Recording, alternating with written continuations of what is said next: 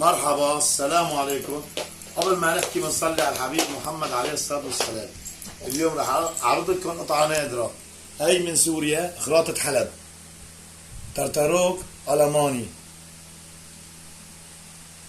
ترتروك ألماني، عرض الحباية 13 ميلي، الطول 17. الطول 17 والعرض 13.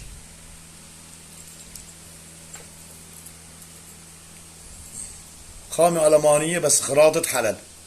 شايفين هاي القطع؟ اللهم صل على سيدنا محمد.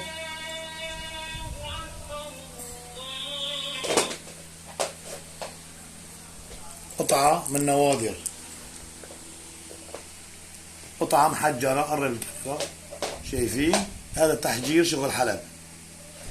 ناس بيقولوا له محجرة، ناس بيقولوا له مطرشة. شايفين؟ رح أورجيكم العرق. طقم فضة قديم، مسبحة قديمة كبيرة بالعمر. هلا رح أورجيكم العرق. شايفين؟ عرق أسود. صور من فوق يبين العرق. شايفين؟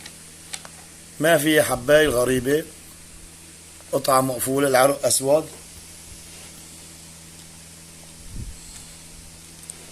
اللهم صل على سيدنا محمد. شايفين؟ قطعة من نوادر. شايفين العرق؟ أجمله.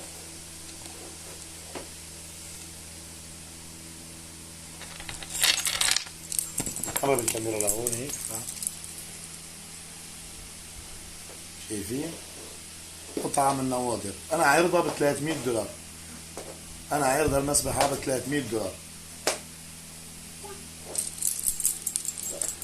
اللي حابب يعطيني هيك مسبحة يتواصل على رقمنا الموجود بعنوان فيديو من تحت.